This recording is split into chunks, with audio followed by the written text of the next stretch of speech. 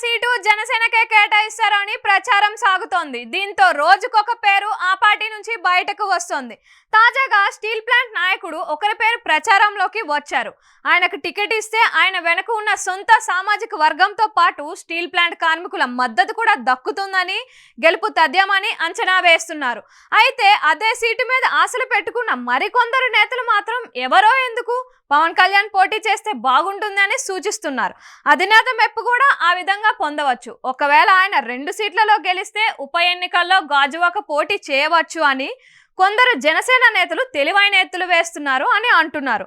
పవన్ గాజువాక నుంచి పోటీ చేయాలని నియోజకవర్గం స్థాయిలో జరిగిన సర్వసభ సమావేశం ఏకగ్రీవ తీర్మానం చేసింది. పవన్ 2019లో ఓడిన ఈసారి గాజువాక గాజు గ్లాస్ ని ఆదరిస్తుందని జనసేన నేతలు ధీమా వ్యక్తం చేస్తున్నారు. పవన్ పోటీ చేస్తే తిరుగు ఉండదని అంటున్నారు. గతంలో జరిగిన ఓటమికి బదులు తీర్చుకోవడం కోసమైనా పవన్ పోటీ చేయాలని, తాము దగ్గరుండి గెలిపించుకుంటామని అంటున్నారు. పవన్ ఆలోచనలు అలా ఉన్నాయా అనేది తెలియటం లేదు. ఆయన భీమవరంలో పోటీ చేస్తారు అని అంటున్నారు.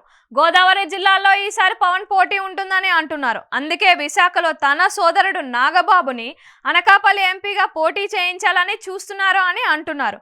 అయితే పవన్ గాజువాక నుంచి పోటీ చేయకపోయినా ఈ తీర్మానం తరువాత అక్కడ తన మనసుకు దగ్గరైన వారికి టికెట్ ఇవ్వచ్చు అని అంటున్నారు.